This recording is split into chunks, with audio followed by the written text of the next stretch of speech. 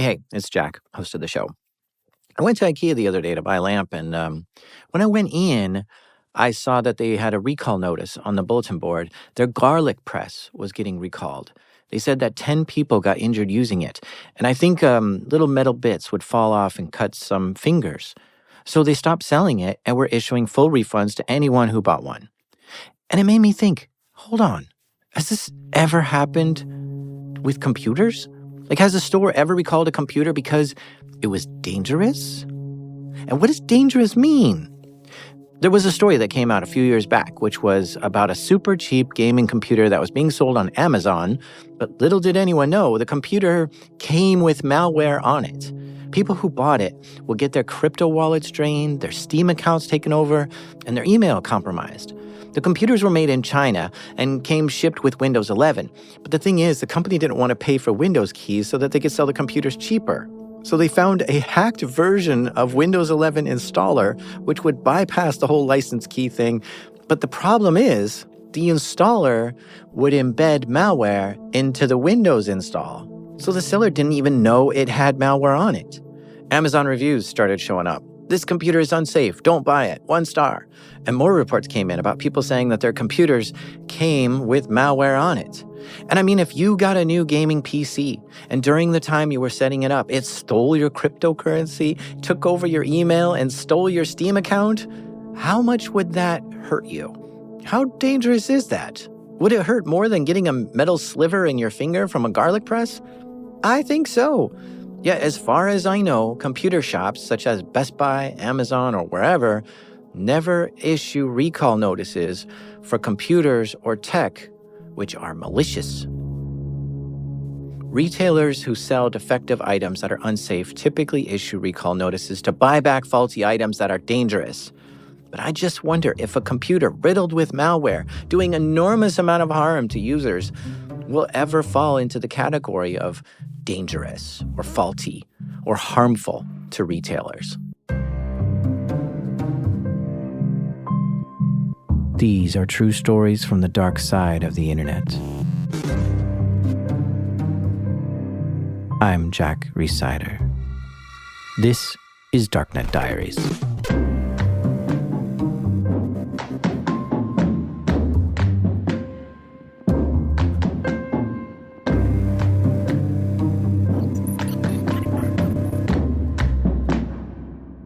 Today, I'm so excited because I finally get to talk with Deadass. It's good to see you again. I know. So I met you at DEF CON like 5-6 years ago. Like one of my first ever DEF CONs, yeah. It was your first DEF CON, and you messaged me like, hey, you want to meet? Where can we meet somewhere? I got something to tell you. I was like, yeah, where? And this was back in the days where I actually checked my DMs at DEF CON. Now it's impossible for me to do that. And so I was like, okay, go to the chill out zone. This is what I'm wearing. Okay, cool. And then we sat down at like a couch. Mm-hmm. And you're like, okay, I got something. And it was still hush hush. I was like, what is going on here?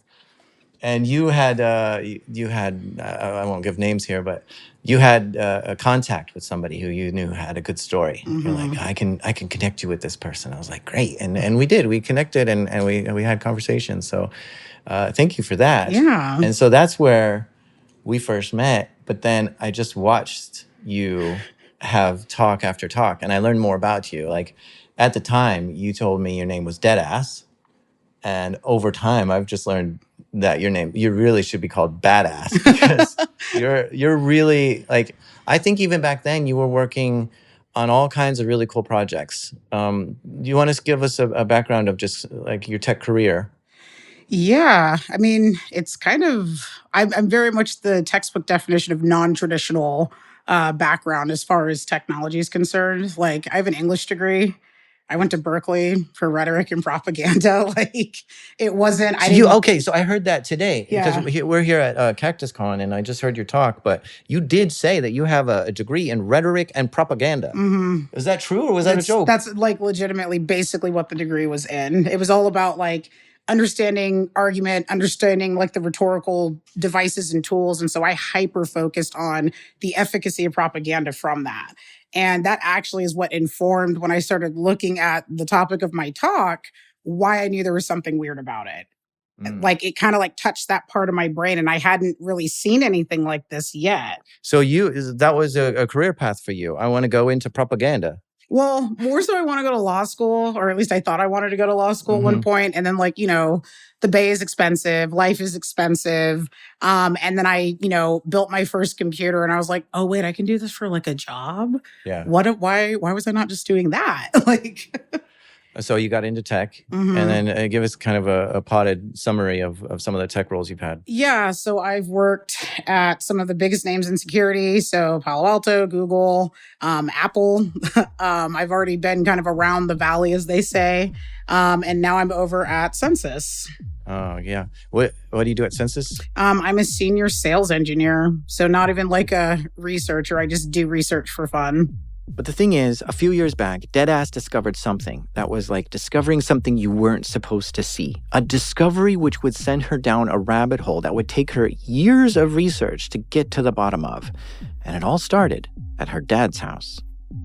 Without giving away too much, he's one of the senior people at his oil and gas company. Okay. And so you go to visit him and... Yeah, so my dad is very, I don't want to say nonchalant, but he's chill, right? Like he's a very chill kind of person. So for him to be excited, I was like, oh, well, what are you excited about? Like you're very deadpan, like you don't get excited.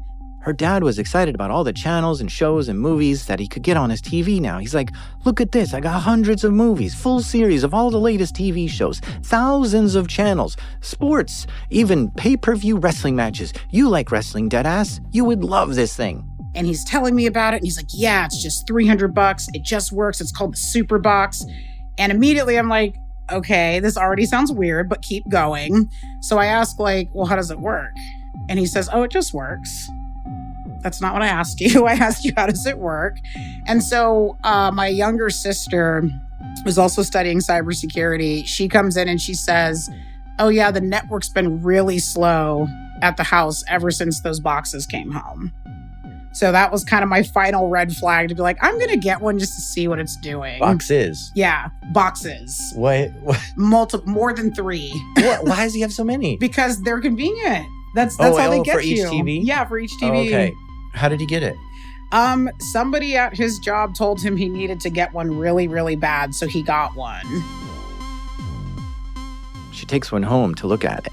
She's not a researcher, so she's not sure where to start. She knows enough that she should quarantine this thing, though, so she put it in a separate network so it doesn't learn about her home network or try to bother any of her other devices, and she puts it behind a firewall. Then she starts Googling where to start. It was the weirdest question I've ever asked out loud. How do I get PCAPs at the house? Because I had to figure out how to get packet captures off the thing. And I'm like, how do you do PCAPs? The idea was that when she turns it on, she wanted to see where it would try to talk out to. Who does this thing communicate with? How does it send those packets? And so she learned how to do packet captures in order to watch this.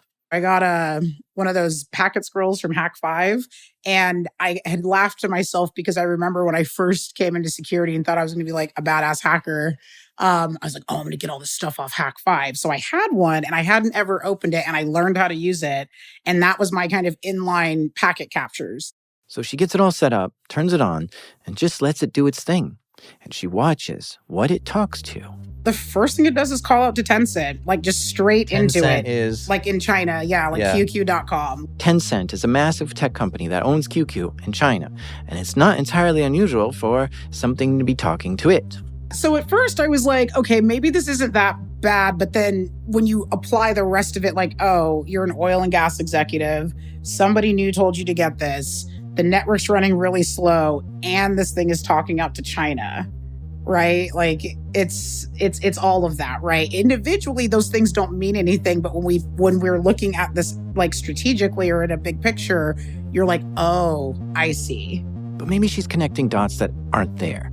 So she keeps looking for traffic logs. I'm kind of just watching the traffic. I would like turn them on for like a day, turn them off. I'm looking at logs. I'm kind of just trying to get a feel for what they're trying to do. And then I get a hit in my vulnerability log, like in the threat log on my Palo Alto firewall. And it's for a SCADA vulnerability. A SCADA vulnerability?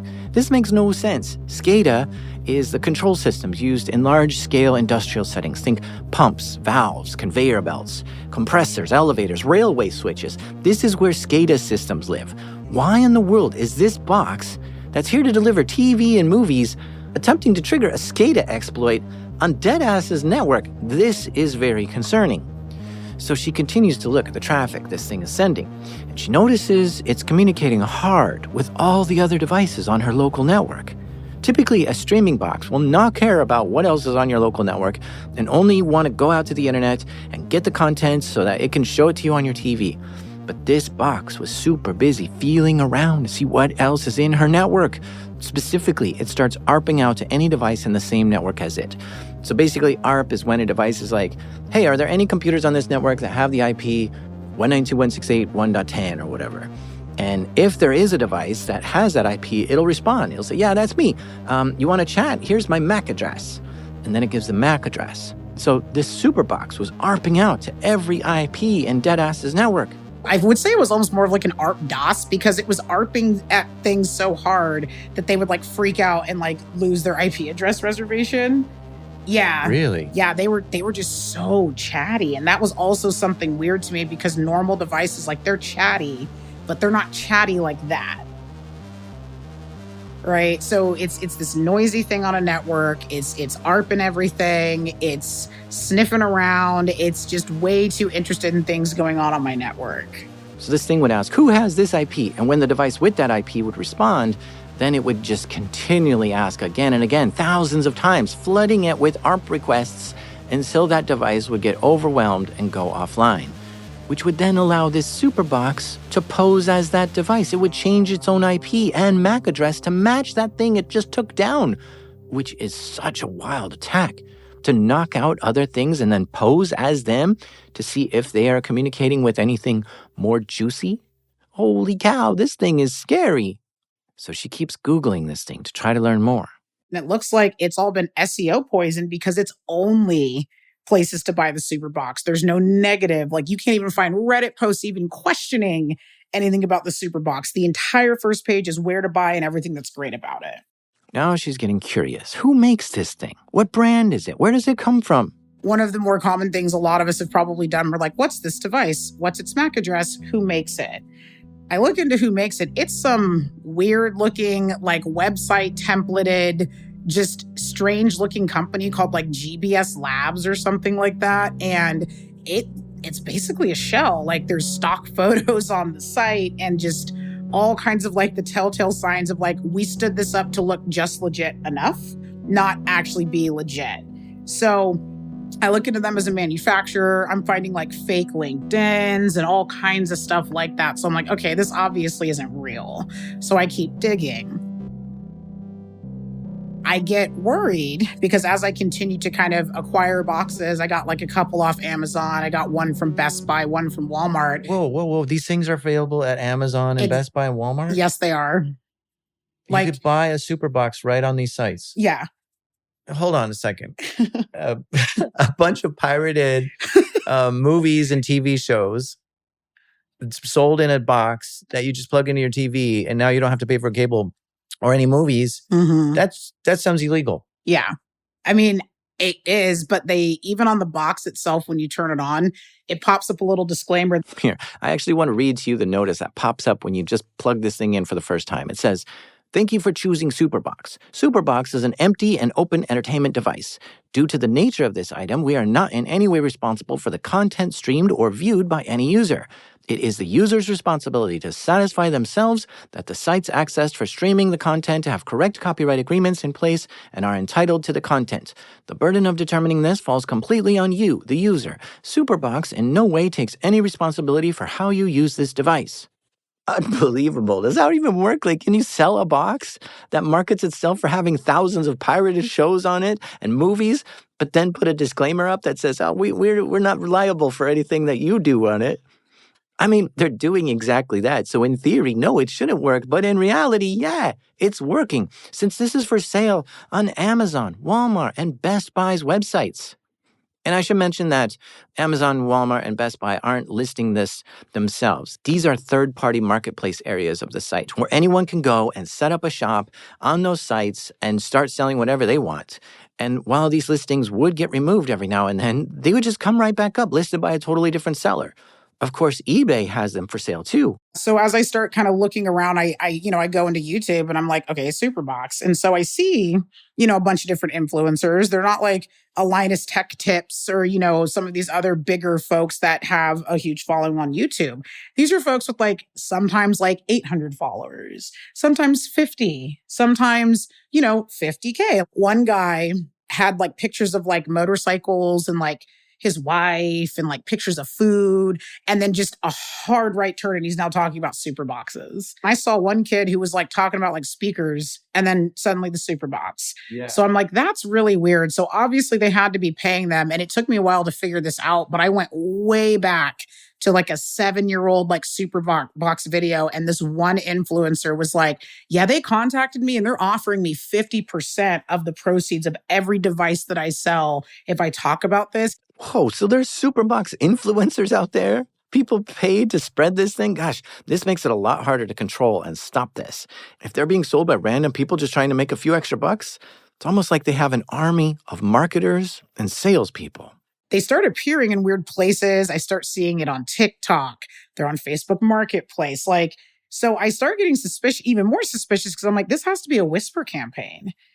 Because I'm not seeing it I'm not watching cable television and there's like an ad for the SuperBox. And if that ever happens, I'm going to just move out of the country at that point. But I haven't seen that yet. But what I have been seeing is, check out the SuperBox. Here's YouTube shorts about the SuperBox. Check out my TikTok. Get it off my store. So it's spreading. And then I find out later that because of how they're using the reseller market, they're basically penetrating the suburbs everywhere to get these sold and get these out to people and get that kind of foothold across the United States.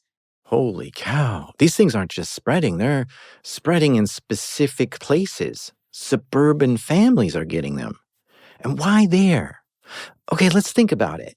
By targeting suburban families, it's almost like a bottom-up approach to intelligence gathering. Don't attack companies or even the government at the front door where there's their strongest firewall and security controls set up. Don't even come in through the back door. Instead, focus on the workers at their homes. Because a lot of people bring their work home. And if they can jump off this thing onto a work laptop or find a VPN into the office from home, then bingo, they just gained access to the corporate network. Or even worse, it might hitch a ride in someone's backpack or pocket and get plugged in at work. So if this is a malicious device disguised to be a TV streaming box, then yeah, targeting suburban family homes in the US makes a lot of sense if your goal is to try to set up a large-scale attack against major US companies.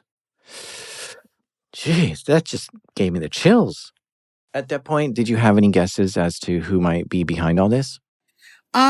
So that's been kind of the weird part. I mean, obviously, if it's talking to China, I just assumed China, but it does look like there's a few layers to this. Still trying to crack the code, but, a lot of folks here in the cybersecurity industry in the United States, of course, were very concerned about this because you can't really detect them on a network unless you know what you're looking at or know exactly, where your things in your network live and what the baselines are and what looks normal. So if you're not using it and it's sitting there, your traffic's going to look normal. And we all stream and everything, but what a lot of folks don't know is that with traditional streaming services like a Netflix, a Hulu, whatever, when they ask you, are you still there? That's the bandwidth control. So it's not just sucking up and chewing up the pipe. These don't have anything like that. They'll just keep going. And then when you factor in the residential proxy stuff, that's a lot of bandwidth. Oh, I see. If thousands of these are in homes across America and those homes all have high-speed internet, that means these boxes have quite a lot of bandwidth at their fingertips. When you have control of that much bandwidth, then there's a lot of damage you could do with just that. So at this point, it's 2023. Deadass has really started to get deep into researching this thing.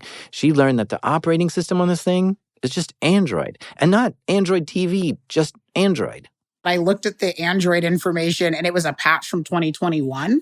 Okay, so 3-year-old operating system. At that point, yeah. And it's on purpose because this was one of the ones that had a lot of holes in it. When we think about like, not great Android patches that came out, 2021 was kind of a strange year for that.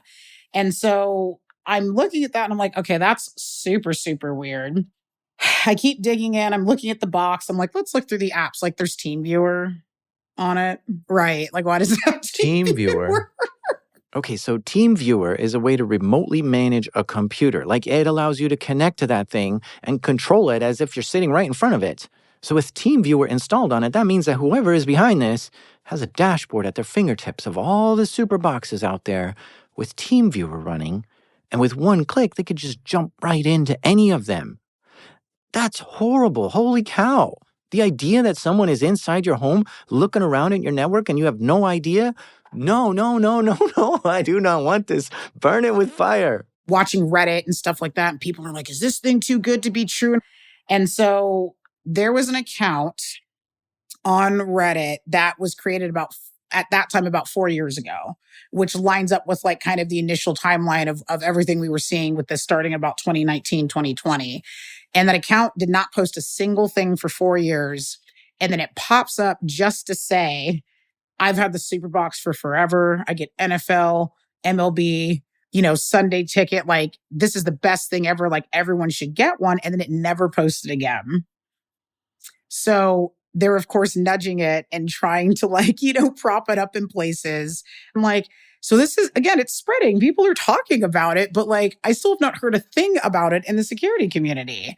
So I decided to do a talk on it initially. And that was my first ever technical talk at a HackerCon. I was scared to even get up there. So she gave the talk at a B-Sides event, and the crowd was stunned with her findings. Her talk was so scary, I think everyone after the talk called home to see if their parents had bought one of these or installed anything like that. Which reminds me, I need to call my dad to see if he has one. Let me take a quick ad break real quick, but stay with us because everything got way more serious after she gave that talk. Okay, my dad says he does not have one, but he says the guy at the gym has one, and he keeps inviting him over to come watch shows. Okay, so after that talk, what happened next? How can I put this without sounding crazy? Our government was very, very interested in knowing more. I can put it to you that way.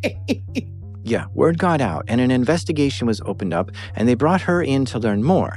If this is another nation trying to plant boxes in family homes across America with malicious intent, then the Department of Defense was interested in knowing more. But the thing was, because this was now an active investigation, it meant Deadass had to be quiet about this. So she wasn't allowed to talk publicly about it. But it didn't stop her from researching it further and talking privately about it. So for years, she continued to research it and gave talks. But every one of those talks had to be no cameras, no recording, no photos, in order to keep this hush-hush. And it's been driving me crazy since I've been attending her talks for years. And I think it's such a good story to get out to you, but she's never been allowed to be interviewed for it. And that's why I'm so happy to finally get this interview to tell you her story. But as it turns out, this wasn't the first time we've seen bad boxes. Human Security and Google and all those guys had kind of done the stuff on the first bad box. And so, and they were sourced for a lot of the stuff on the second bad box, but we basically discovered that this thing was part of what's now referred to as the bad box botnet. The bad box botnet. So we've been referring to it as SuperBox this whole time. Yeah. Where's bad box come from? Bad box comes from the fact that there are just other Android streaming devices, and they're actually a lot cheaper. And this was actually an anomaly that I noticed when I was looking at the SuperBox. They're anywhere from $30 to maybe $100 at most. And so again, cheap devices, they're kind of everywhere. They can get them out there pretty quickly. And so a lot of those made sense, already infected. The behavior looked the same once I started kind of providing information and stuff. And so we all came to the determination that it should just be, it's still bad box, but it's bad box 2.0, even though we'd shut down the first bad box. And so, yeah, it's for any Android basically device that's got malware or is beaconing out to interesting places, etc. But the SuperBox, my focus on it is because it's $300. and the rest of them are like 30. So why is this one $300? So she gave the authorities all the information that she discovered about this. I provided, network traffic, some logs, just things so that they could get an idea of what they were looking at, and they just kind of took it from there. So okay, and then for your own, you didn't stop with your own research. Oh no, I was like, we haven't even scratched the surface. I know. Like we're still like, at that point I was just like, there's still more. Like I know there's still more because there were still so many unanswered questions. Like, okay, I get why it's beaconing. I get that it's talking to this IP, but like, again, why? Why? So I keep digging. I just keep digging, and I continue to dig, and I continue to dig. She got obsessed with this box, and she knew she needed to skill up in order to research it better. So she took some SANS courses, got her GCIA certification, upgraded her tools, and once again looked at the traffic this thing was sending. She saw that it was talking to a lot of domains ending in .top.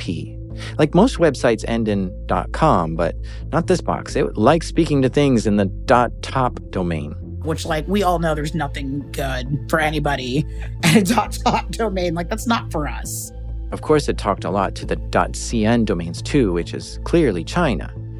She studied protocols deeper, domains, IP addresses, analyzed the hardware, and the company that makes it all.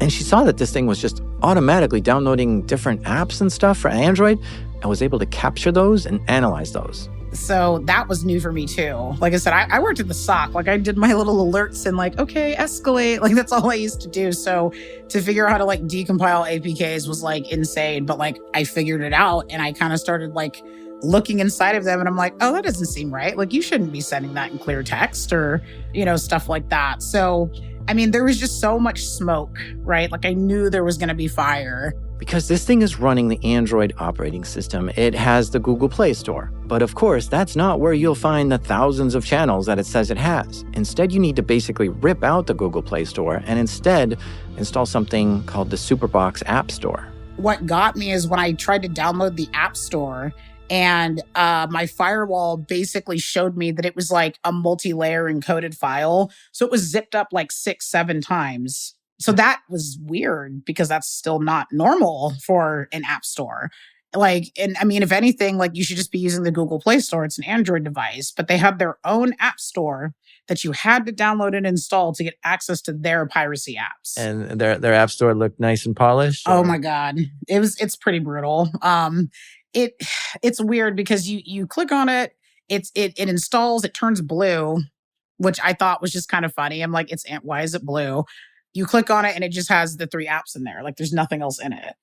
So it's only so you can, again, get access to their stuff, and they want it to look as legitimate as possible so people will use it. You'll appreciate this. So they're all running Android Debug Bridge, which makes sense if they're, pretending to be an Android device, because it's not an Android TV device. It's just straight up Android, which is already weird from the other types of devices. This was super strange to me because there's no authentication on it. Like I was able to connect just straight across the Android Debug Bridge, and then I just typed in, SU for switch user, and it gave me a root shell. So you have root access to the SuperBox? I have root access to like the 6 that I have at my house. Oh yeah. My gosh. And then I did finally dump the firmware, and there's entire sectors missing off of the device.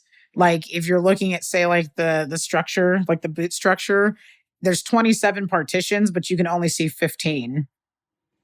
What? Right. That doesn't make any sense. It's not normal. That is strange. Yeah. I just assume that if there are partitions on it, but you can't see them, then that means it has some sort of software deep inside it. And who knows what's going on in there? What's in those partitions? And how scary is it? Nobody knows. I'm also at the same time still digging into the shell company. They have these weird like fake certificates of award to like look legitimate. And I'm like, what even is that supposed to be like a certificate of like authenticity? That's basically what they're putting out for the SuperBoxes to make them look legit. Yeah. So the packaging of this thing, you got a few, right? And so does it just look like a regular device, or is there anything silly about it? I mean, I look at it and I'm like, why does it look evil? Like it feels evil to me. Like, have you ever like seen something you're like, I don't like that. It kind of gives me those vibes, but like it says 6K on the box. 6K. Right. Like what is 6K? I must have missed that memo between 4 and 8K. But yeah, it has 6K on the box. And there's even like regulatory information like printed on the box, but then like we can't find like FCC information on it. Okay, so the regulatory stuff looks like it's just made up. Yeah. Yeah, and like, oh, we're certified in all these things, but not really. Right. And Wow, that's crazy. Like, that's illegal. well, and to the average everyday person, it looks like anything else they might buy. It's Yeah. got the regulatory information. It tells me what the product is. It says who makes it. That seems highly illegal. The government's not going to want you to put regulated or, certifications on there that aren't, especially for like some of the safe electronics out there. Exactly. That make it safe for consumers. Mm-hmm. They're just putting it on there and not. It's not actually vetted. They're just like, here you go. This is safe for consumers. Okay. It's ridiculous. It just stays ridiculous. So like, just buckle up. There's just so many glaring like red flag. I would call them more like neon red flags, if that's even like a thing. I'm just, again, at this point, this is like the end of 2024 at this point, and I'm just like, does no one else see this? Like, no one else sees this really? And so I get into 2025, and that's where it kind of like really started to take off. So the Bad Box PSA comes out in June. That was a huge deal. Oh, yeah, I saw that announcement. Let me pull it up for you. It's titled, Home Internet Connected Devices Facilitate Criminal Activity. Here's what the FBI warning says. The FBI is issuing a public service announcement to warn the public about cybercriminals exploiting IoT devices. Cybercriminals gain unauthorized access to home networks through compromised IoT devices, such as TV streaming devices, digital projectors, aftermarket vehicle infotainment systems, digital picture frames, and other products. Most of the infected devices were manufactured in China. Cybercriminals gain unauthorized access to home networks by either configuring the product with malicious software prior to users purchasing or infecting the device with backdoors, usually during the setup process. Gosh, wow. So the FBI put this warning out, but that wasn't enough for them to get banned off of Amazon, Best Buy, and Walmart marketplaces. And even with this FBI warning, it wasn't enough for Deadass to convince her father to get rid of it either. He did at least unplug it. Only when you're home. Only when I'm home. He like, probably plugs it back in when you leave. It's just all right. So how do you frustrating. convince? Imagine it's my dad here or your dad here. What do you say to them to say, do not do this? Because what matters to them, right? Yeah. So you have to bring it to their level.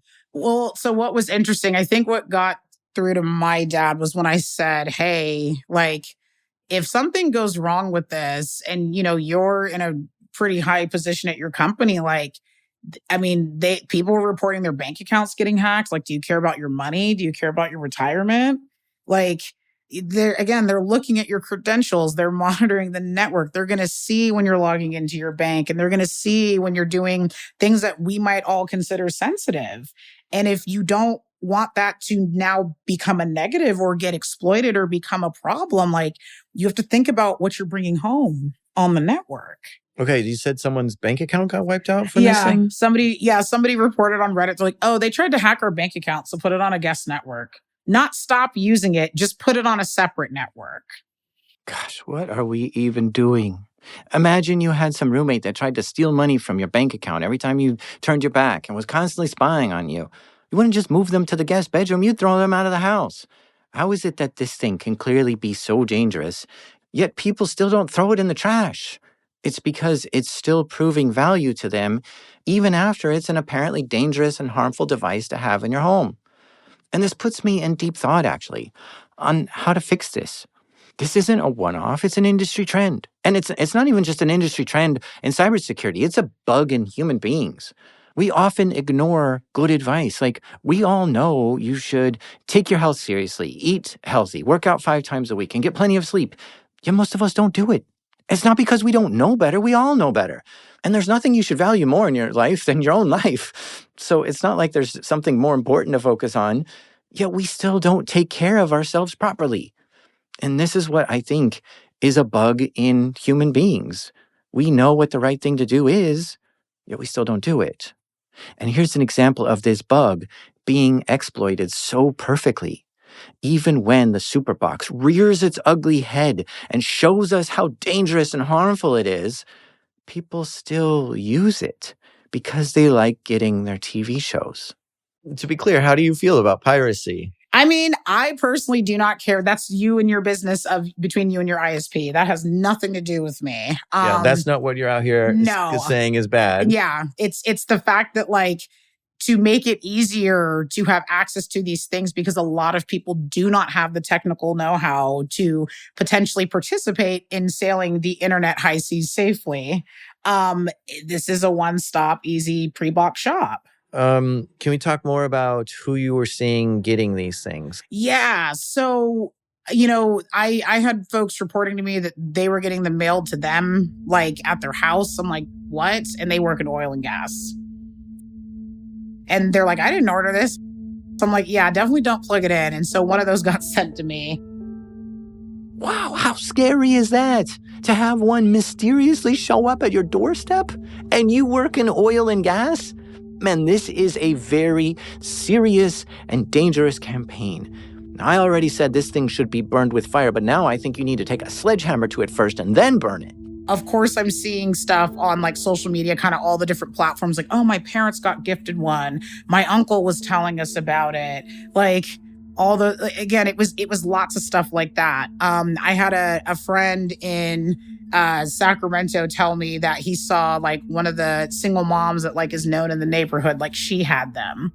And I'm like, that's so weird. Like, again, if it's the gray money, I guess, and you want to make some extra cash on the side, like it's a great business. I mean, that's if we look back at I think it was the late 90s, early 2000s, we had a similar thing where you could buy the some sort of a streaming box. It was a cable box, but it was like a black box or whatever. Yeah, it was jailbroken, and so you would get free cable.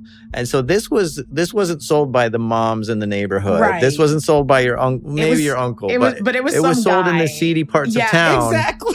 Where you had to know someone who knew someone who knew someone, and then make a deal with them to get your pirated, your jailbroken cable box. Yeah. And that's what this doesn't smell the same. This has a different scent to it because it's people who are selling it are almost like hustlers in some way. Yeah, exactly. Where they got like 6 side businesses. Exactly. And they've got a lot of free time. It's like there's a weird profile overlap that I was noticing because at first it was like real estate agents. I'm like, okay, I could kind of see that. Then I'm seeing reports online where someone's like, oh, my cable guy tried to sell me one. I'm like, your cable guy, like who just installed your internet, is trying to sell you one of these boxes? Like what?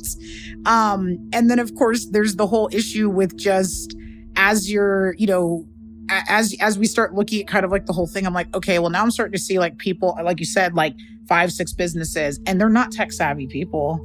They're just like, oh yeah, it just works. I've been using mine for 2 years. I don't have any problems, and they're usually the ones that will go into a lot of these social media posts and naysay anyone trying to say anything negative about it. Like they're ready to squash any negativity as soon as you try to post about it.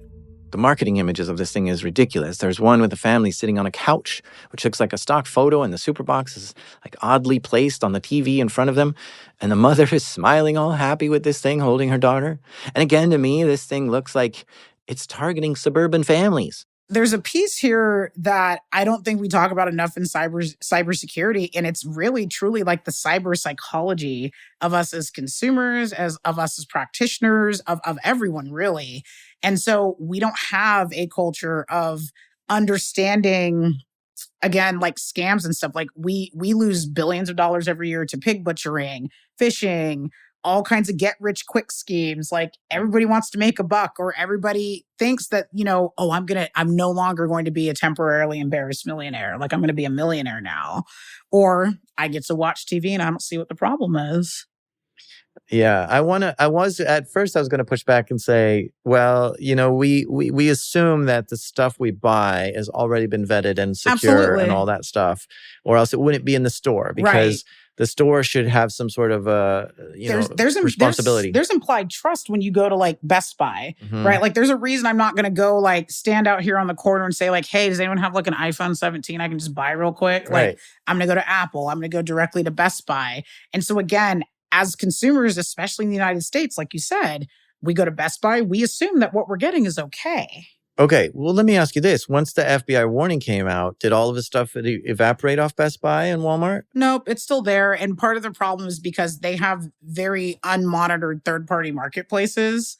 However, I did receive reports from other contacts that they had a parent that was able to get one off the shelf at Best Buy. What? Which I was like, how did that even happen? Because it's very hard to get things on the shelf at Best Buy.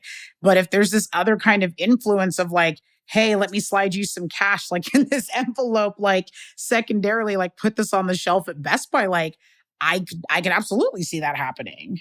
If we just think about like, humanity.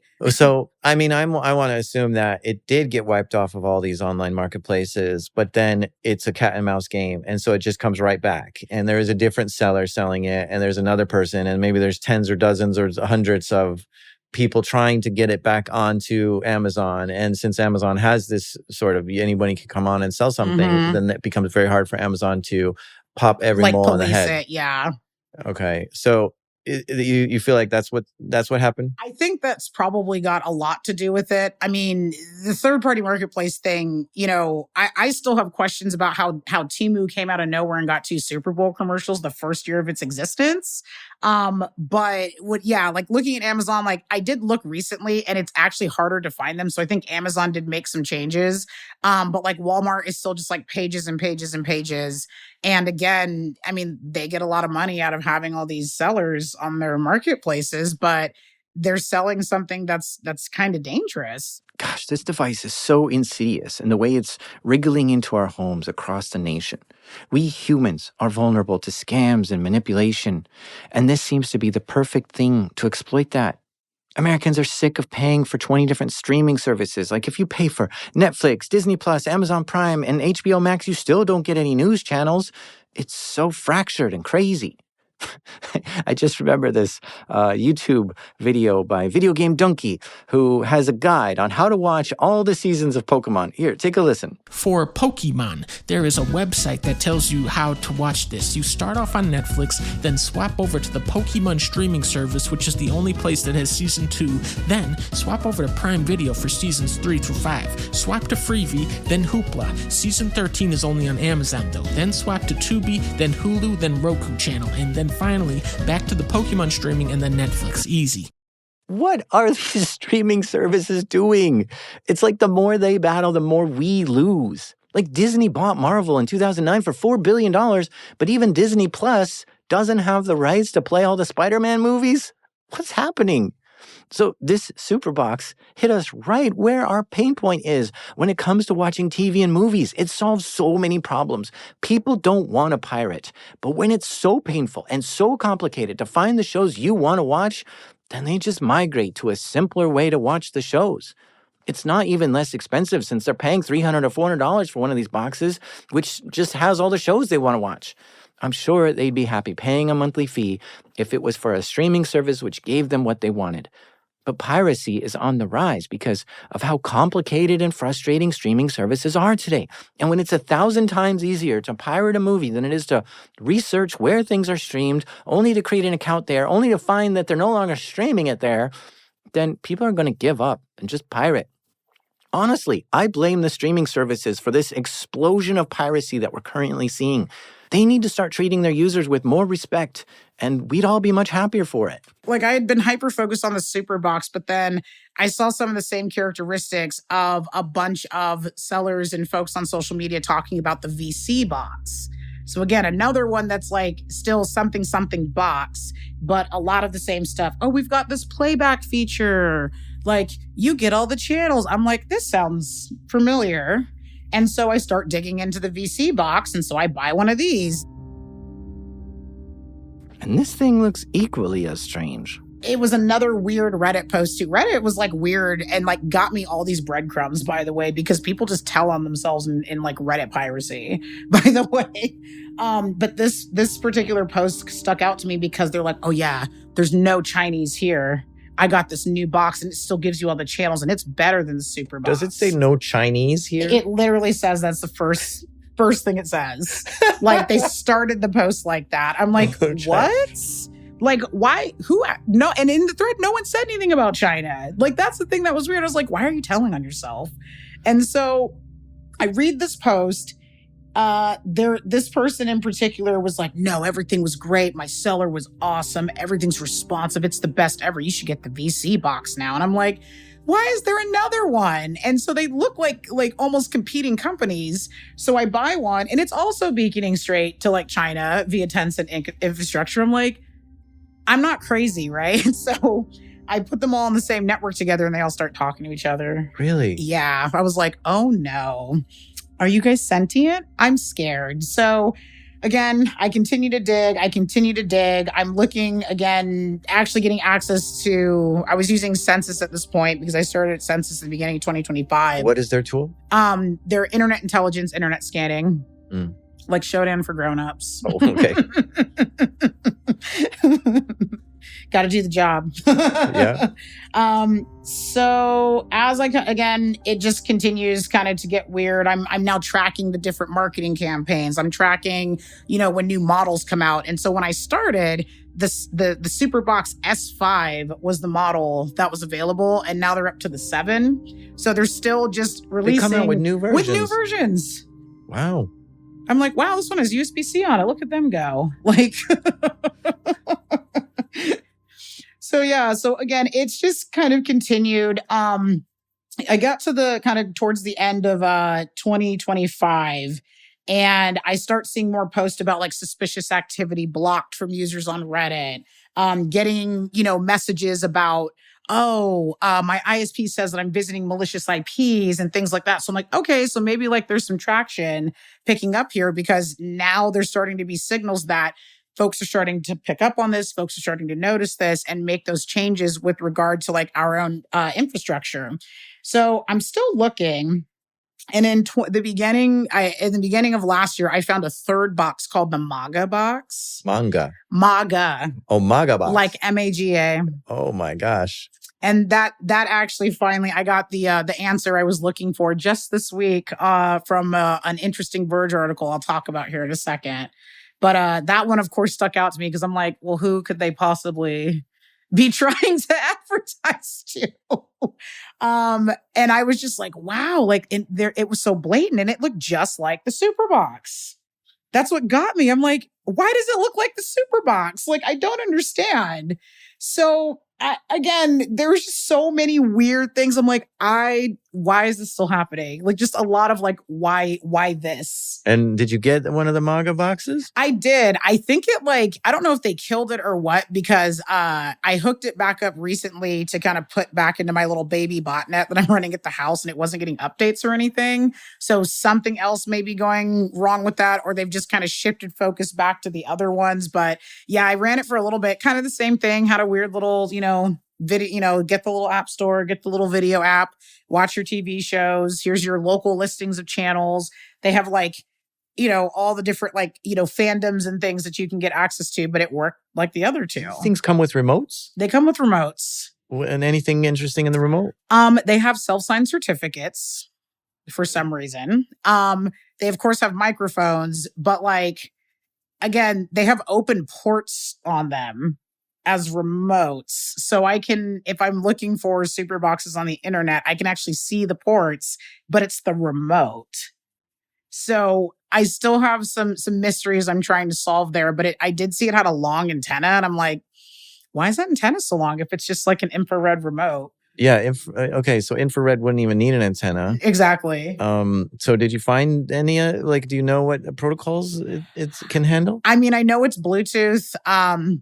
My tinfoil hat moment is cellular, but I haven't confirmed that yet. I'm talking to some cellular nerds to see if we can have a way to figure that out. But again, it's very strange because with most of the Android boxes I found, I bought like some cheap ones and they just had like a generic like Android TV remote. Okay. The remotes are specific to the SuperBox that it comes with or the VC box that it comes with. Like you have to use the remote they give you. And even if you go on, say, like Amazon, Best Buy, and you look for, say, like SuperBox remote, it's a specific remote that you can only use with those boxes. It doesn't work with other Android boxes, which is also weird. God, this thing just gets worse and worse. It's like a never-ending nightmare. The remote has a microphone? At this point, I'm certain that that thing must always be on and is listening and maybe even using AI to parse out what's being said in the privacy of our living rooms and bedrooms and sending those conversations to who knows where. Which the living room is probably the place where you make private phone calls and stuff. Holy cow. And it interacts with the SuperBox using infrared, so why in the world is there even a Bluetooth antenna on it at all? Look, let me tell you, a lot of us are walking Bluetooth signals. The Bluetooth that's on our phone is always looking to see what it can connect to. And you might have a Bluetooth smartwatch or earbuds. And I've seen pacemakers and hearing aids with Bluetooth. And all this can make quite a fingerprint that's unique to you. I mean, have you ever gone to add a new Bluetooth device and you see things like Diane's earbuds or Bill's fitness tracker? I imagine that this thing is taking notes of what Bluetooth devices come near it so it can tell who's nearby. And as a side note, to improve my home defense strategy, I recently got a Bluetooth antenna which is just scanning for what Bluetooth devices are near my home, and it records it. My theory is that if someone ever breaks into my home, I'll pull up the logs to see what Bluetooth devices were in range at that point and try to see if they ever visited before to try to figure out who it was. There is a lot of data you can get from sniffing Bluetooth signals. So if this remote has a Bluetooth antenna, a long one at that, and is quite the malicious little box, I can only take guesses as to what it's doing with that antenna. And keep in mind, it doesn't use Bluetooth as a feature. You can't connect to it that way, and it doesn't try to connect to Bluetooth speakers or anything. The Bluetooth antenna is covertly installed on it and is not user accessible.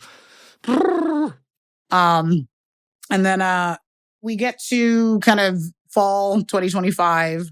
I see you B-Sides Portland. I did go to B-Sides in Portland, a hacker conference, and at that point, she's given talks about this box about a half dozen times, but because there's a federal investigation going on, she has strict rules. No cameras, no mics, no recording, no pictures. It's very hush-hush kind of talk that she gives. But it was one of my favorite talks I've ever seen, and the crowd was stunned. For 2 hours after the talk, she had a mob of people around her just asking more questions about what she found, and they were giving her information. I even stood there, perplexed by this whole thing, listening to everyone ask her questions for hours. Everyone thought it was such a fascinating little box.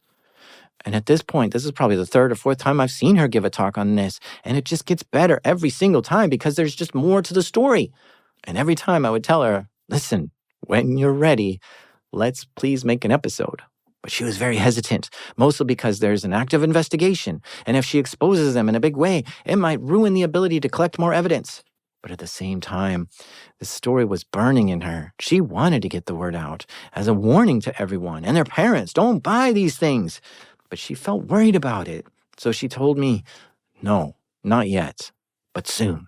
And then Mr. Krebs reached out to me not too long after that. And he was asking about the SuperBox. And so he wrote a really good article that basically broke down kind of the interconnection between the SuperBoxes and the residential proxy networks.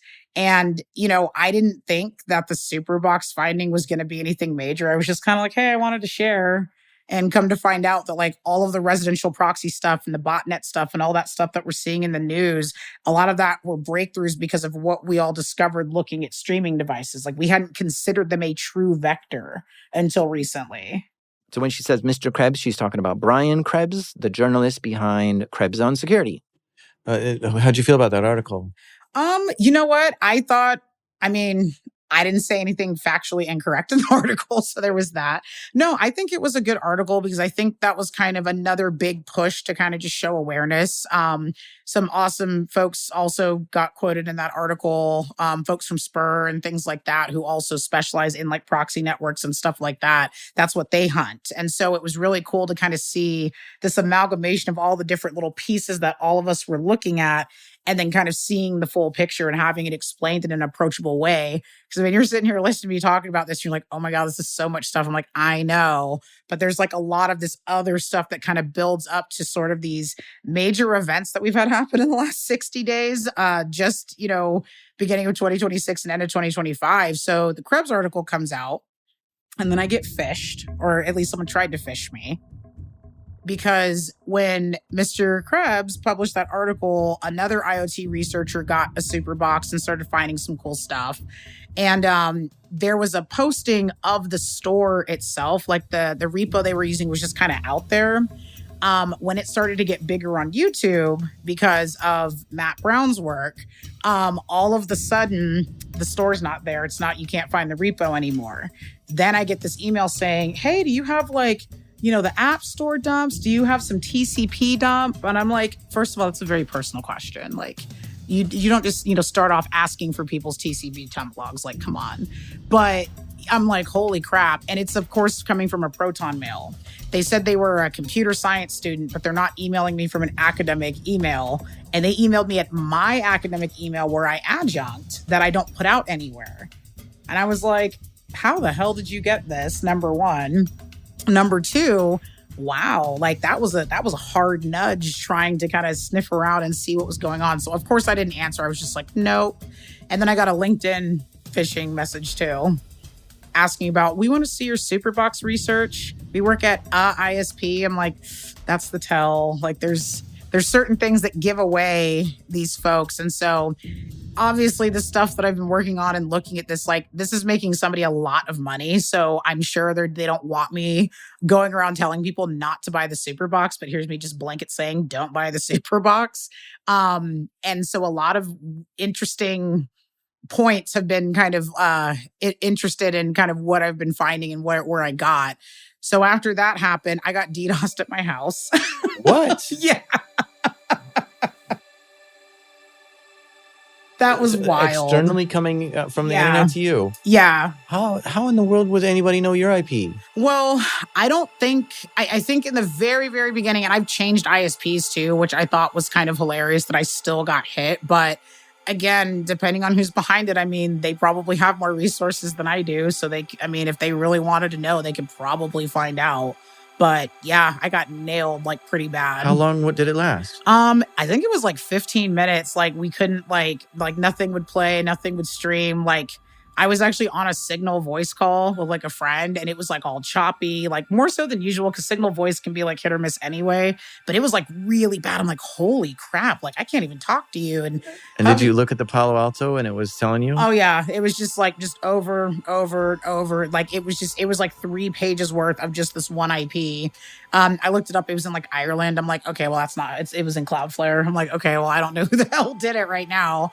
But yeah, I was more upset that like, my husband was watching Spaceballs and like that totally got paused because of this DDoS attack. So yeah, I was like, wow, I made a new friend. I got DDoSed at the house. So this brings us into January of 2026. And around then, we saw the largest botnet DDoS attack ever. It was the Kim Wolf botnet, and it was launching attacks at 31 terabits per second. It basically had control of 2 million devices and could tell them all to send traffic to a specific IP on the internet, which would basically flood any computer with so much traffic that it would knock it offline. And you think the SuperBoxes were part of that botnet? They were confirmed as part of that botnet. But here's the thing. From my understanding, it wasn't the makers of SuperBox who were involved at all in this botnet. These things shipped with a really old version of Android and are loaded with all kinds of remote access features like TeamViewer and Netcat and stuff. So the person behind the Kim Wolf botnet simply found how vulnerable these SuperBoxes were and spread their botnet onto a ton of them. So now this guy Dort, who's the one who made the Kim Wolf botnet, controls the SuperBoxes. I mean, if I wasn't already extremely concerned about who's in these SuperBoxes listening, now there's Dort in there too, and who knows what he's doing with these things, turning them into weapons, I guess. And if Dort can get into any SuperBox that's on the internet, then does that mean anyone else can get into these things too? Like, are there a dozen spies in these things listening to us, seeing what we're doing on our microphones and stuff and poking around on our networks? Gosh, I was telling someone about this the other day, and their first instinct is that the CIA must be in there listening too. And you know what? At this point, I don't doubt it. The fact that these SuperBoxes are getting infected with more malware by random people on the internet just makes it so much worse. So at this point, it doesn't even matter if China is behind this because pretty much anyone can take these things over and eavesdrop on us or use the device to attack someone else with. This thing is radioactive and it should be smashed, burned, and yeeted into space. Cloudflare, put out a report that talks about kind of the DDoS statistics for the year for 2025. And they said that the Asaru Kimwolf botnet was the busiest and they mitigated, I think the number was crazy, like over 2,000 attacks they mitigated originating from this botnet. I'm like, wow. So it's been busy. Basically, the Kimwolf botnet is a DDoS as a service business. You can pay them money, and then they'll aim this botnet wherever you want, the target of your choice, and it'll take down whatever you tell them to. So it's purely profit-driven for whoever's behind it. Did this box try to communicate with other devices on the network? Yeah. Internally? Yeah. So I had my two little sacrificial Raspberry Pis, as I call them. I was like, well, once you've touched this network, you can never go back anywhere else. So thank you, my little lambs. And so the Raspberry Pis sit there on the network and I didn't even name them anything interesting, but I've got TCP dump running on them and the boxes are just going freaking crazy. Like all of them are just actively trying to like poke at it. I'm watching scanning. I'm like, are you guys mapping this like little Raspberry Pi in here? Like what the hell? Again, they're doing that discovery when they get on a network to see what's on the network. Yeah. So if you're working, say, from home, and maybe you're in a position of trust, you're in some type of like important position, or you have like, privileged credentials, things like that. You have this thing sitting on your network and don't know like what it's potentially doing. It could be sniffing creds every time you log into work. It could be discovering your work device on your home network because a lot of folks don't have any segmentation on their home networks. I mean, the possibilities really are endless if we think about it as just like an attack tool. I did get a report from someone that there was one at a remote employee's house that was actively trying to poke stuff on their corporate network. Okay, so we'll try to figure out, do they have a VPN between their home and corporate network? Uh-huh. Gosh, this thing is bad. I still cannot get over how it scans your house, attacks the devices on your network, knocks them offline, and impersonates them. This is such a nightmare. It's like a perfect Trojan horse, like in the traditional sense. Like if we go back to the original story, here's this big present and we're going to hide inside. Here is this device that lets you get all the channels and somebody is going to hide inside. Okay, fair. It solves a ton of problems for people, and that's the big reason why they want to get it. But my gosh, at this point, the veil is lifted. We can see the spies are inside of it, and I'm glad that word is out now, right? And that means that there's enough information that everyone should be extremely careful and not buy these things, and it should be clear that nobody should get this thing because it's just pure evil, right? Earlier this week, an article comes out on The Verge, and I'm like, oh, The Verge. And it's talking about the SuperBox and the VC box. And basically, and I'm a big wrestling fan, so, we call it getting over or putting someone else over. It's basically trying to put over the SuperBox and say like, oh, well, like, there's people at the farmer's market selling these. And, they've also got like some goat cheese and stuff. So they're just trying to make it. And like, this guy was a retired cop in upstate New York. And now he's trying to help, his church get access to quality television. And I'm reading this like, this is literal propaganda. Like, oh my goodness. Like this is what they mean when they say like, it's going to be plain as day in your face. And you're not going to understand that like, again, an average everyday person is going to read that and be like, oh, well, these people don't care. Like in the article, like it verbatim said like, oh, I don't care about sending a couple $1,000s a month to China every month because I'm helping people get affordable TV. Sorry. I had to pick my jaw up off the floor. What? This Verge article is titled, "Everyone is Stealing TV." And yeah, it simply talks about how so many Americans are selling and using these things. Like they interviewed Jason and Natalie and James and Eva, all who are happy SuperBox users and resellers. The quote from Eva is, "I've been on a crusade to try to convert everyone." I'm completely flabbergasted by this article. Like, what are we even doing? I mean, let me read one part to you. They interviewed this guy, Jason, who earns a commission for every SuperBox he sells. After signing him up as a reseller, Jason's SuperBox contact also recruited him for a unique side gig. Whenever Jason finds a SuperBox advertised for less than the company's suggested retail price, he buys it and sells it back to the company for a premium. He says that the SuperBox maker then checks the device's MAC address against a list of past sales and remotely deactivates all boxes it sold to the reseller who openly advertised the unauthorized discount. Offending sellers are then asked to pay a fine, Jason says. Consumers who happen to buy a box for the wrong price find it locked, with an on-screen warning telling them to contact their service provider. To alleviate the concerns of would-be buyers fearful of getting scammed, device makers maintain online verification tools. Each reseller gets a certificate with a unique code. Enter that code into a web form, and the company will tell you if the reseller in question is in good standing. Oh, thanks, Verge, for squashing my concerns about being scammed by someone selling me a cheap SuperBox. I feel much better now that you told me that there's an online verification tool to check whether the seller is legit or not. This article, in my opinion, is all hype for this thing. It doesn't raise any of the red flags that I see on it.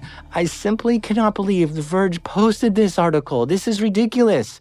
I am officially nominating this article for a Pony Award. Then yesterday, there was I think it was called the Tech Brew Ride Home or something like that. At the end of the episode from yesterday, he spends about 5 minutes and he's basically, it sounds like he's reading the Verge article. And I'm like, no, don't repeat it. We're already, again, they're already trying to discredit any of the research that any of us have done on this to basically prove that this isn't something you should be getting. And what cracked me up is in the article it said, well, it's not like you can get these at Walmart and Best Buy because everyone knows it's illegal to have pirate devices at the store. And I'm like, no shit, but they're at Walmart and Best Buy. And I don't think you understand how crazy it is to have an influencer marketing campaign working against us here. You're not buying these things from some shady guy in a dark alley who you know is 100% illegal and is probably scamming you. You're buying it from a soccer mom, a guy with a stand at the farmer's market, your church friend, family members, gym buddies, coworkers. And when it comes into your life in this way, it doesn't feel illegal. It doesn't seem shady. It feels like you're clever and smart to get such a cool gadget. I remember, kind of the old adage, back in the 90s, early aughts, especially all of us who've been on the internet a long time and those of us who were in high school and stuff like that, when in the early days of the internet, you felt like you could spot a scam from a mile away because the skill wasn't there. But this is sophisticated. Again, they're hitting it from a few different angles. They're making sure that they have people ready to counter any negative, press or posts or anything like that. They're making sure, like we've said, to tap into the economic anxiety. It's crazy. I'm like, wow, they've put so much time into this. But then you think about where these things end up.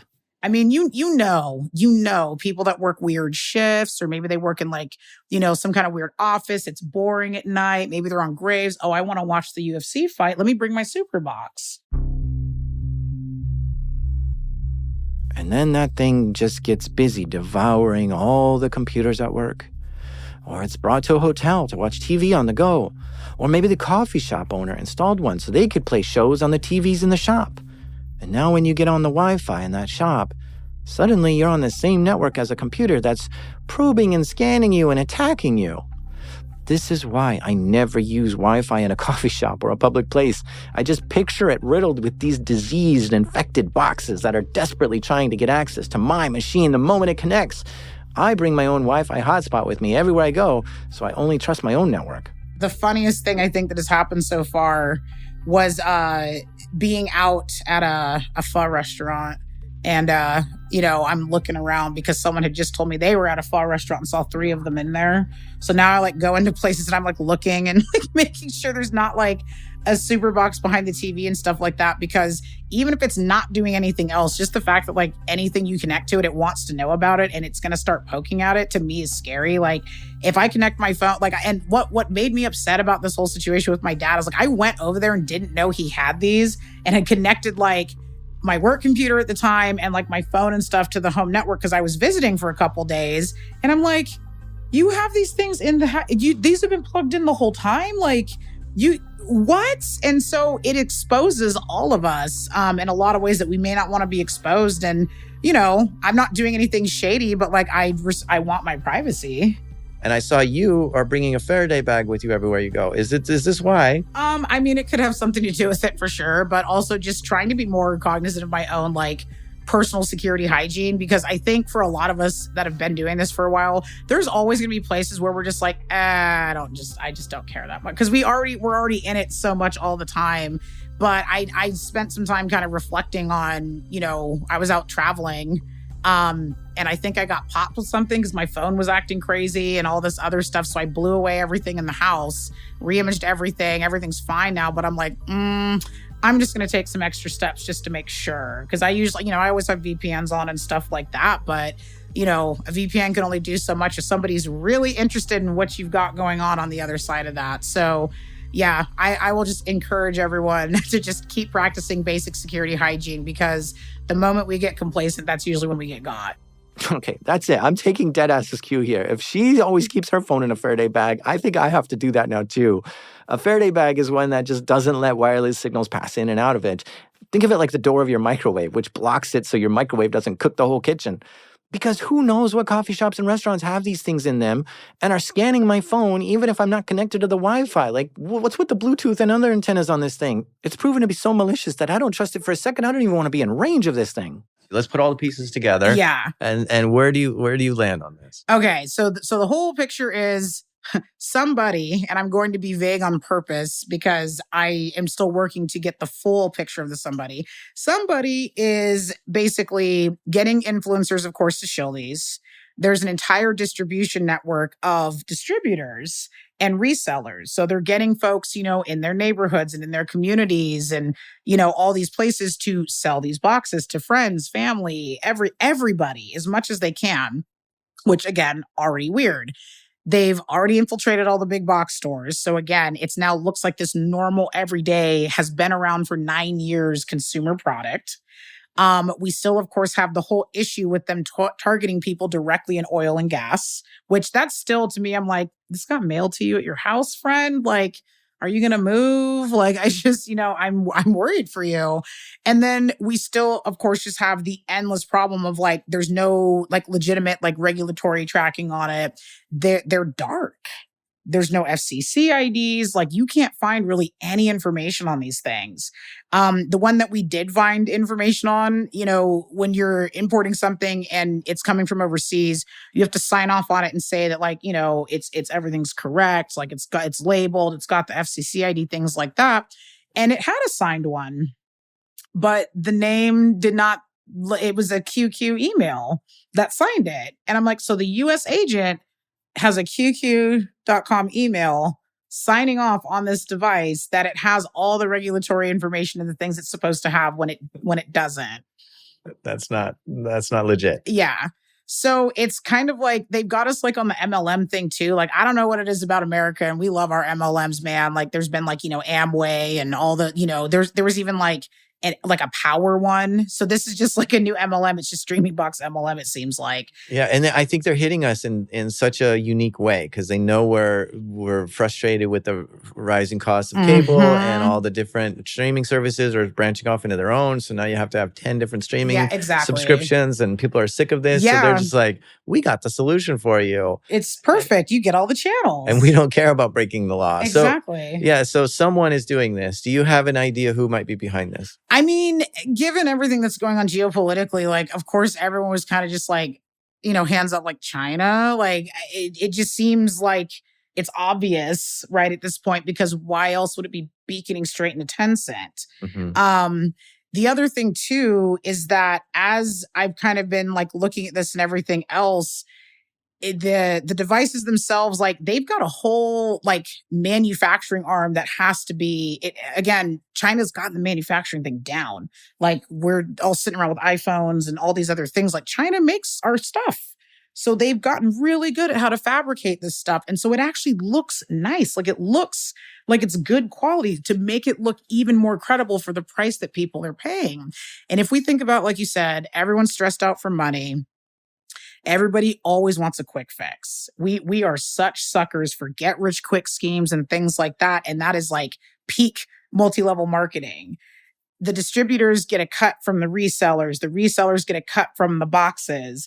And then if you get friends to also help you resell, you get more of a cut of their boxes. So like it's a perfect MLM. So they're hitting us from the things that are built into our culture, TV, multi-level marketing, get rich quick. They're building into our economic anxiety. They're building into our complacency with just accepting things that even if, we don't know that much about it, it's like, oh, well, we get all our stuff from Walmart or all our stuff from Best Buy. Social proof. Yeah. So they're hitting us from a few different angles just psychologically, like not even from a technical perspective. Like the tactics and everything that the box are using, those are like table stakes. Like you expect reconnaissance, you expect some of these other things. You don't expect an influencer network that's trying to get these out there. You don't expect there to be marketing. Because if you look at some of the other devices, like there might be one or two videos here and there, like maybe talking about like an NVIDIA Shield as an example. But this thing has like a whole campaign, websites and everything else. I'm like, who is doing, like, you set up a whole brand just to sell these things. Like, this is insane.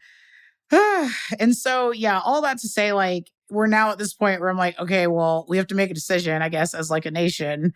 Do we want cheap, easy cable, or do we want to continue to have basically back doors plugged into all of our networks?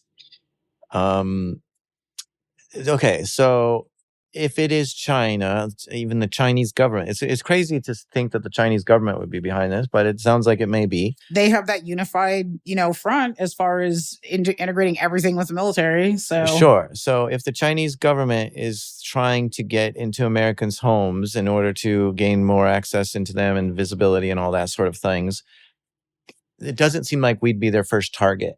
So I'm just wondering if there is if we've seen this activity in other countries, these kind of boxes show up in other countries. Yeah, that was kind of interesting because I kind of like immediately, when I first started looking at it, of course, I wanted to see if there was anything else that had been reported. There was a researcher, I'm spacing on his name right now. He had done a write-up on the malware that was in the T95 box. So that kind of got me already thinking like, okay, so we have seen behavior similar to this before. I did look in like other countries and stuff, and like China had already cracked down on these types of device. I think like New Zealand had already cracked down on these types of devices. So it seems like this had already been like a similar problem, but apparently there was also a similar campaign in Taiwan about 10-ish years ago. It was all centered around illegal piracy of sports. And so it was the same idea, though. They had these streaming boxes that were convenient and you could get all the sports channels, and they were all over Taiwan. And then they got busted, and then they weren't all over Taiwan anymore. But that could have been a test bed to then see, okay, well, how do we make it work here? So how does a country bust them so that it's no longer valid in that country or whatever? Like, what are the even approach to stop something like this? I mean, they of course were like, you got to pull them off the shelves. They're banned. Like, they can't be imported. Those big kid controls, as I like to call them.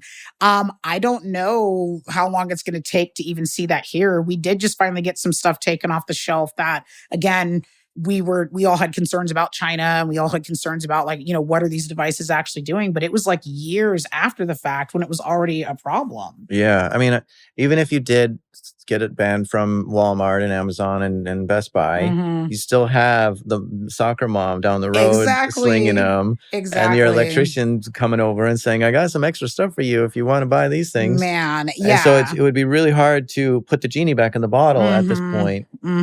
So that's one prong. And then maybe another prong is getting ISPs to do something and say, hey, this is illegal streaming. So we don't allow that here. Yeah, and the ISPs have been really good about this. I actually got word from a friend who works at an ISP, and he says that a lot of users are reporting that their allocated bandwidth is getting maxed out super early in their billing cycle. And they're like, I'm not online that much, yet it says I've uploaded 360 gigabytes of data. Clearly you have a faulty meter. So the ISP technicians go out to the house and investigate, and they can't find an issue. And so they swap out their ISP devices and reset their bandwidth usage. But then the problem persists. Next month, the customers call back saying, it shows that I've uploaded so much data that my ISP is now throttling me. One customer was even seen uploading 4,000 gigabytes in a single day. So the ISP asks the customers, by chance, do you have a SuperBox? And many of them say, yeah, I do. Why? Well, it's because those things are sending enormous amounts of data to the internet. But what is it sending? Sure, it's part of a botnet, so it's attacking other devices by sending floods of data, but also it just might be exfiltrating tons of data that it's collecting in that home network. Voice logs, network data, photos, files, anything that it might find valuable. It just sucks it up and sends it off. I mean, if a device is sending terabytes of data a day or a month, then the question isn't what is it uploading, it's more like what isn't it uploading?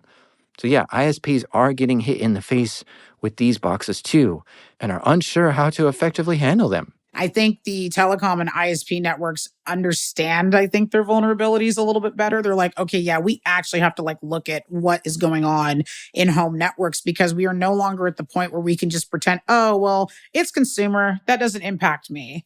We're all in it now. Like we can't, like you said, we can't put the genie back in the bottle. So they've been pretty good about trying to, of course, sinkhole traffic. So ISPs can, of course, see downstream. But we have to kind of think about, like, are we prepared to be a country where we are now policing what's going on home networks? And obviously, like, that would be problematic for a lot of people. I think that's going too far. No, right. No, exactly. Like, I don't think we should have to do that. But this might be the one time that I want Disney to get litigious, right? Because why hasn't Disney figured out, hey, they're streaming this piratey? And because I know that they've always been really the mouse is always like ready to strike when it comes to that stuff. I'm actually really surprised that it hasn't been like one of these bigger like media companies like actually striking back. I mean, Google sued the bad box operators. Okay. And there was a bunch of like DMCA like kind of notices and stuff like that, but it's still going.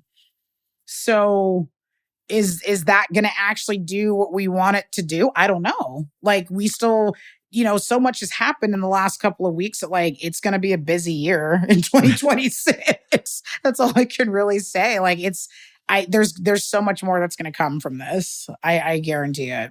Yeah, and it seems like so easy for it to just be eliminated since it is illegal. Mm-hmm.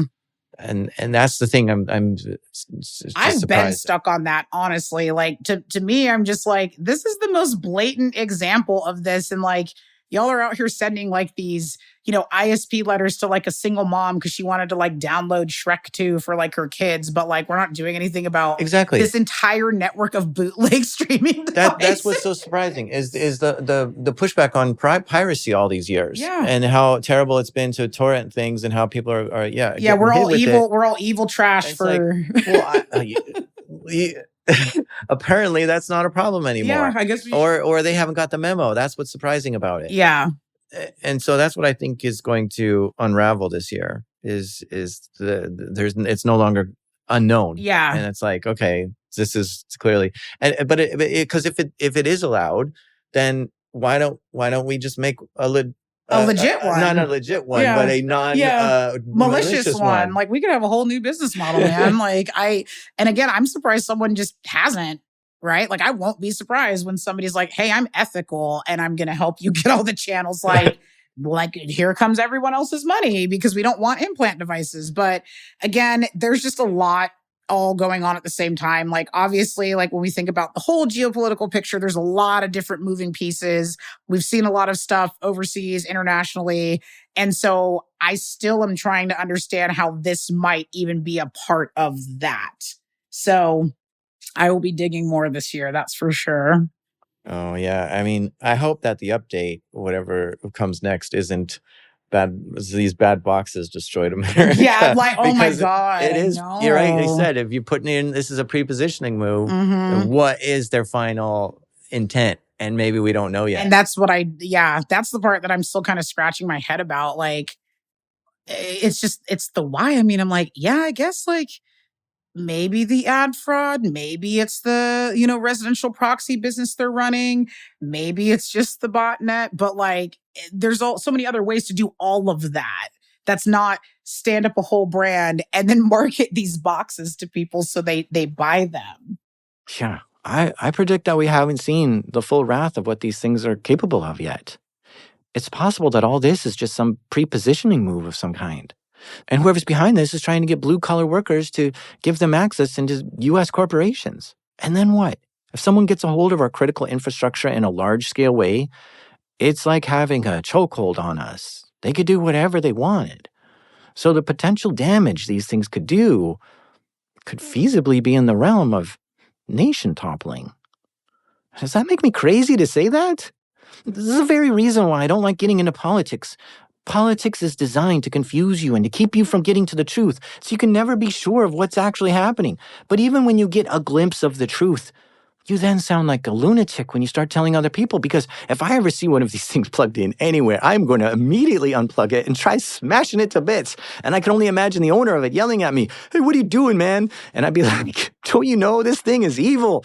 And if we don't stop it, it might be the end of our nation." I feel like a lunatic just thinking that scenario through. But maybe this is the new world that I just need to get used to. Because even if we all team up to get these things smashed and burned and yeeted once and for all, there's just going to be another thing that pops up. A 3D printer with spyware, a drone with spyware, a projector with spyware, a router, a computer, or even a car. Because if these things are cheaper or better than the competition, or if they just have a better marketing campaign by paying influencers to spread it, then this battle to discover it and eradicate it is just going to start all over again. And I'm not sure it's possible to fix this. And that's what makes it so scary. The whole goal of information security is to conduct business in a hostile environment. Like, for instance, when you do anything online, you're traveling through a bunch of networks that you have no idea who owns them. So you have to operate in a zero-trust kind of way by encrypting your connections so that they can't snoop on you and doing things to verify that they didn't tamper with the message. So maybe this is the new hostile environment that we need to learn how to operate safely in. Our homes and workplaces, our coffee shops and bars could all be out against us now. I never expected our home networks to be hostile environments. But let's take this as a sign that they probably are. And spring is here now, so it's time to clean up our networks and make them safe again. I'm drawing a line on my front door. Spyware is not allowed past this point.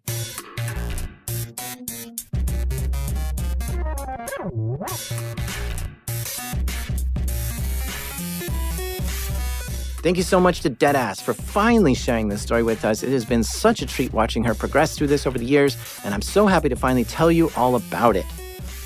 Hey, listen, I've got some big things cooking up this year. I'm going to be releasing a new bonus episode real soon here, which is going to only be available to premium subscribers.